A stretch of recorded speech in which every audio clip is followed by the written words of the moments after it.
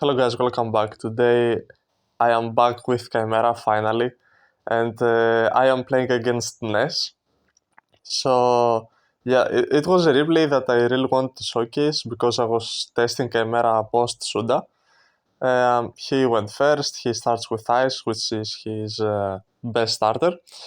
And he has 3 more hand traps to go with that. So he goes into classic Fiendsmith combo. I will talk about my hand a bit. As you see, I don't play hand traps, I play board breakers. Shout out to Triff in the watchers. Yeah, 3 board breakers are good enough to break any board, but it's not enough to push through a lot of non-engine which he has. And I joke here that because he gave me the sequence, I get it. It's clever that he went for the Desiree for 2 reasons. One, because he understood that I don't have Nibiru, which if I had, it would be the best bluff ever. And two, because he has a trap. And because he went Desiree, that tells me that he has the Fiendsmith trap in the hand. So now he goes for Duo Drive. Duo Drive will charge, of course, and he has sent Twin of Eclipse. Because he knows I don't play hand traps. Normally you don't do that line if your opponent has hand traps. But yeah, now you summon Node, and he went into the detonator, and now he draws, and he has Fugalos as a blank, and 3 trap cards and Magnamut, which I understood that he must have 2 impermanents. I just wish he didn't have that Magnamut. And I draw a Dust Gold, which is actually very useful here. Book of Eclipse plus Droplet breaks this whole board. And yeah, he forces the detonator for some reason. I don't know why he did that. Maybe because if I pop the detonator, that he can activate Eclipse, but obviously I will not do that. I searched Dark Fusion before I activate Talent to draw. I activated Talent to draw because he only had 2 cards, so if I saw his hand, it wouldn't be that good because I realized that these 2 cards are imperms. So I needed to draw more non-engine, specifically a fusion, because if I drew a fusion, I could play around everything so easily. So yeah, I add Coatl, I go into Performate. Performate will dump most likely an engraver because I have the Adjusted Gold in the graveyard, so I can't dump the Sinister Necrom. I activate this because I thought he might have a Beastal. Unfortunately, he had the Magnamut. I will Shortnet negate this because in case he stops me with his last interruptions, I can use Performate in the graveyard to reborn Shortnet on his turn. So yeah, I summon Luri, I go into Engraver.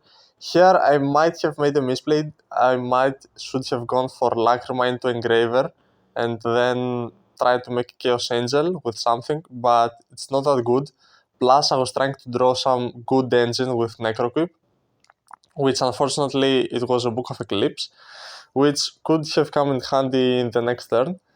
SP will banish the detonator because that gets rid of the Eclipse Twins plus the detonator for good.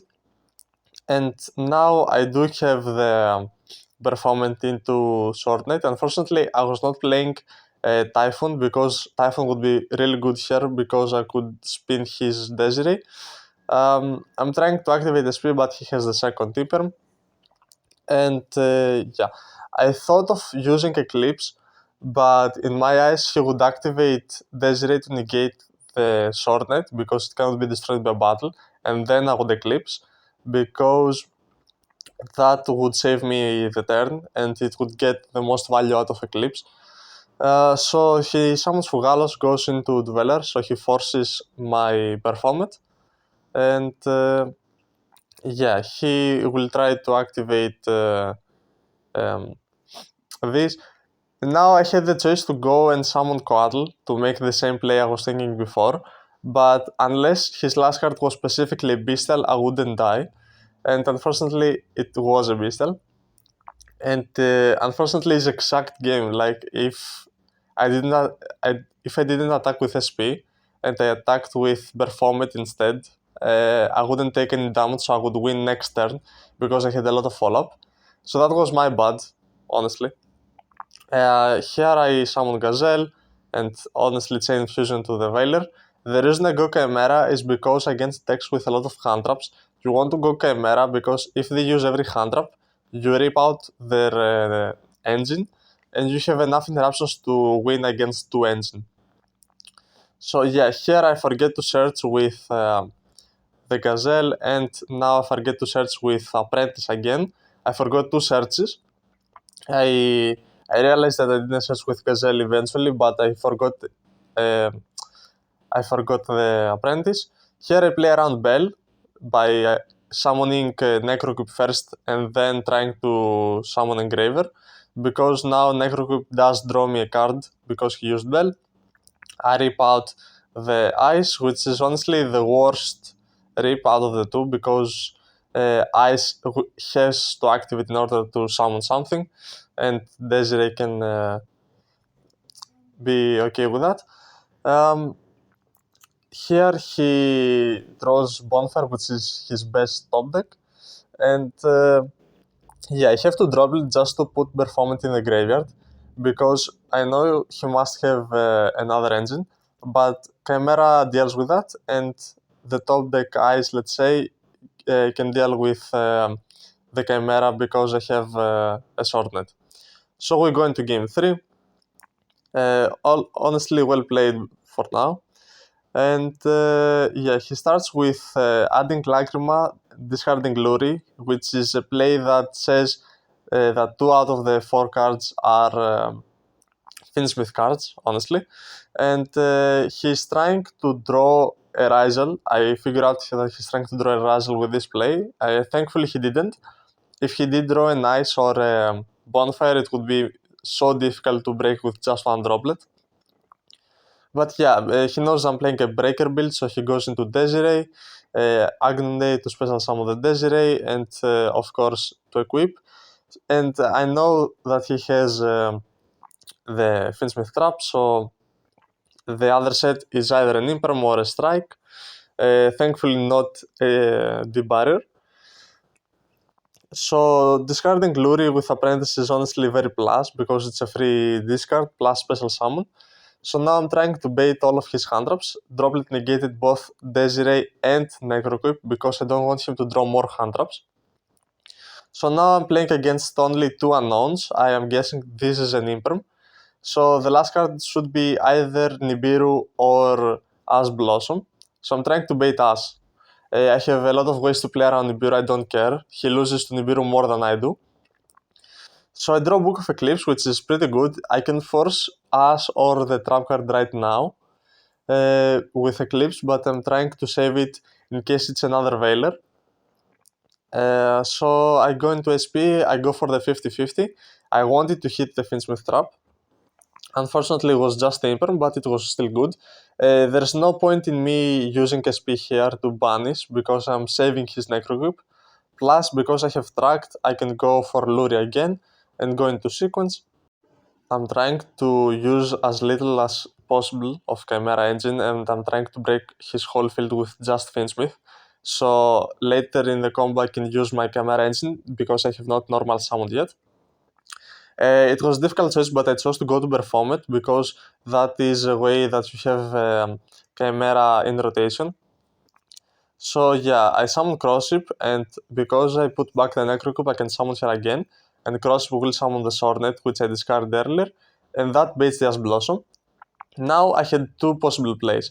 I could activate Eclipse and force the trap card, or I could do this play that I'm doing here.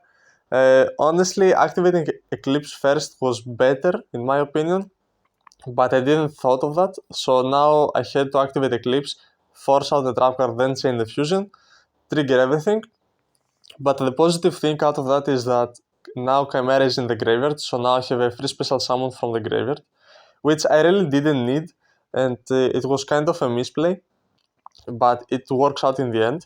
So now he has a trap card in the graveyard, but Desiree is on the field, so it's not an interruption. And he does have the the Requiem, which I could negate if I had the Chimera. But I'm still fine. He has one single top deck. My hand can deal basically with all of the Fiendsmith engine. Thankfully, it's not a Ryzeal card, but there are not many Ryzeal cards that would put him out of the situation, let's say. So I'm trying to activate Chimera to summon Performate in order to basically play around his Desiree plus possible top deck. Thankfully, he activates Bell, which means now I only have to deal with Fiendsmith engine, which is very easy in this position. He activates Sequence to equip to Desiree, and honestly that's what I want him to do because now I can use Swordnet to negate Desiree.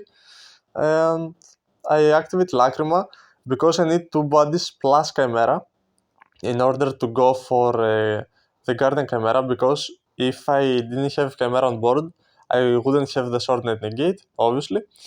So now I pop all of his field, I have Quattle for the Desiree interruption, and I have the Fiendsmith trap card for the Engraver special summon back, which wouldn't do much, but it's honestly, it threatens Typhoon or whatever. So yeah, I sent my own Desiree, I sent Engraver, and now he doesn't scoop, which is weird to me because I don't know what he has that can stop him. I forgot that he can summon Agnum Day back, but it doesn't make a difference. So yeah, it's just cleanup. I will link N3sh's channel down below in the description. And thanks for the game, N3sh, by the way. You were a very good testing partner. And yeah, he says well played. And I say, yeah, you bricked. But yeah, overall I had to play around 300 plus Desiree plus a board wipe. Here is the decklist. It's still experimental.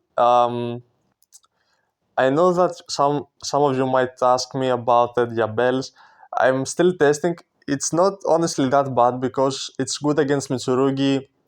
It's kind of good versus Malice. It's also very good sometimes against Ryzeal if they start with Fiendsmith, because they cannot start with Fiendsmith. So yeah, it's honestly good. If they lock themselves into rank 4s, you can deal with that very easily with both the non-engine you have plus the Chimera engine, which is honestly very cool. And yeah, so that's the decklist. I will not explain much. Thank you for watching. Please don't forget to like and subscribe both to me and to N3sh's channel. And I will try to upload some more Chimera videos because I'm playing it in rated matches. So yeah, thank you for watching.